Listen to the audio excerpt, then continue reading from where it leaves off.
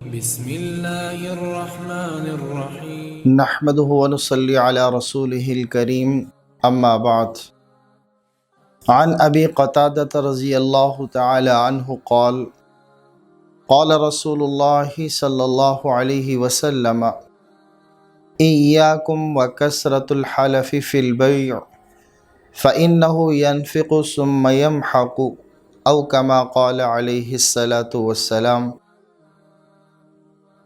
صحابی رسول حضرت ابو قتادہ رضی اللہ تعالی عنہ سے روایت فرماتے ہیں کہ نبی کریم صلی اللہ علیہ وسلم نے ارشاد فرمایا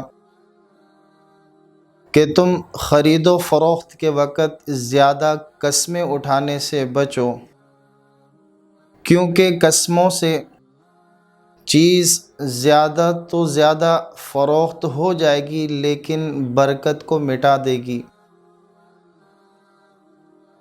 تجارت ایک ایسا باعزت اور بابرکت شعبہ ہے جسے نبی کریم صلی اللہ علیہ وسلم نے خود اختیار فرمایا۔ اعلان نبوت سے پہلے 12 سال تک نبی کریم صلی اللہ علیہ وسلم اسی شعبہ سے وابستہ رہے۔ اعلان نبوت سے پہلے نبی کریم صلی اللہ علیہ وسلم کی شہرت کی ایک اہم وجہ یہ بھی تھی کہ آپ لوگوں کے ساتھ تجارتی معاملات میں انتہائی سچائی اور صفائی کو سامنے رکھا کرتے تھے۔ آپ علیہ الصلاۃ والسلام کے ساتھ جن لوگوں نے تجارتی معاملات کیے، آپ علیہ الصلاۃ والسلام کی سچائی اور امانت داری کی بنیاد پر آپ کو صادق و امین کا لقب عطا فرمایا۔ سامعین محترم،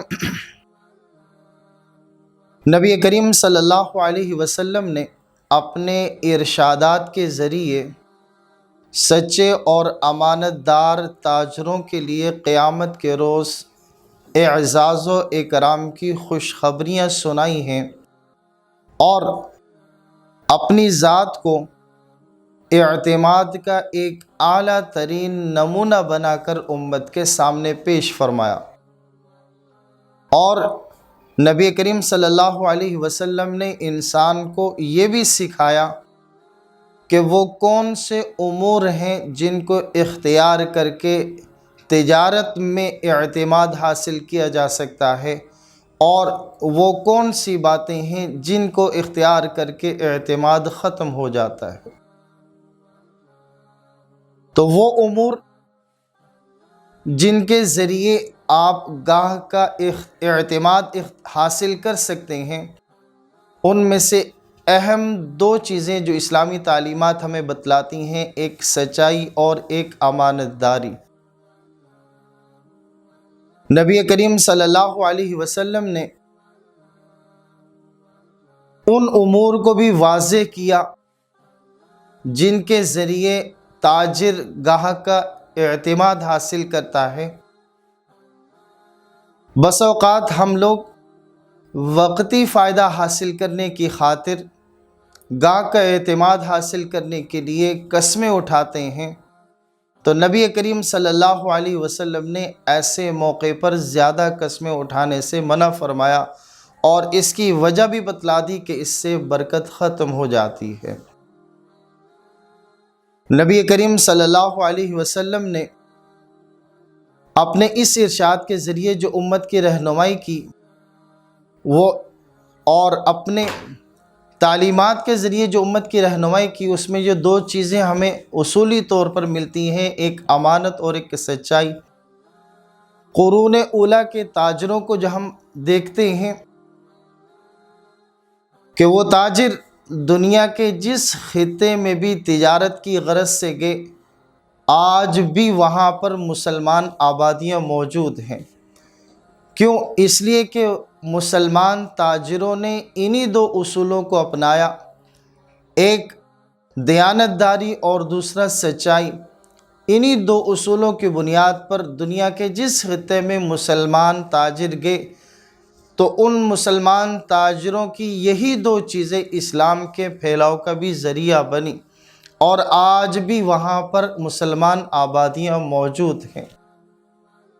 اب نبی کریم صلی اللہ علیہ وسلم نے مال کو زیادہ بیچنے کی خاطر جو قسم اٹھانے سے منع فرمایا ہے، اس کا جھوٹی قسم اٹھانے سے منع فرمایا ہے، اس کا اندازہ آپ نبی کریم صلی اللہ علیہ وسلم کے اس ارشاد سے کر سکتے ہیں جو حضرت ابو ذر رضی اللہ تعالی عنہ سے روایت ہے، جسے صحیح بخاری اور صحیح مسلم دونوں نے نقل کیا۔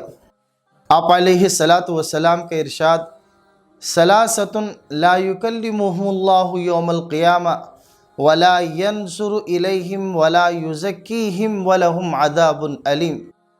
نبی کریم صلی اللہ علیہ وسلم نے فرمایا 3 لوگ ایسے ہیں کہ کل قیامت والے دن اللہ رب العزت نہ ان سے کلام کرے گا، نہ ان کی طرف دیکھے گا، نہ ان کا تزکیہ کرے گا، اور ان کے لیے دردناک عذاب ہوگا۔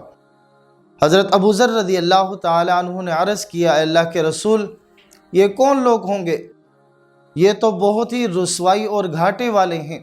تو نبی کریم صلی اللہ علیہ وسلم نے فرمایا: ایک وہ شخص جو اپنے لباس کو، اپنے کپڑے کو تکبر کی وجہ سے لٹکاتا ہے، اور دوسرا احسان جتلانے والا، اور تیسرا وہ شخص جو اپنی جھوٹی قسمیں اٹھا کر اپنا سامان کو بیچتا ہے۔ تو نبی کریم صلی اللہ علیہ وسلم نے کتنی سخت وعید ایسے لوگوں کے لیے بیان فرمائی۔ یاد رکھیں، خرید و فروخت کے وقت سچی قسم اٹھانا اس کی اجازت اور گنجائش ہے، لیکن اسلامی تعلیمات ہمیں اس موقع پر زیادہ قسمیں اٹھانے سے منع فرماتی ہے کہ زیادہ قسمیں نہ اٹھائی جائیں۔ خرید و فروخت کے موقع پر قسمیں اٹھانے کا نقصان یہ ہوتا ہے کہ مال میں سے برکت اٹھ جاتی ہے۔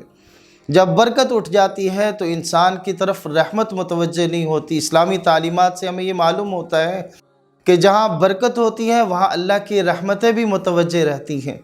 اللہ رب العزت کی ذات ہمیں دیانتداری اور سچائی تجارت میں اپنانے کی توفیق نصیب فرمائے، رزق حلال حاصل کرنے کی اور اس رزق میں برکتیں نصیب فرمائے۔ وآخر دعوانا ان الحمد للہ رب العالمین۔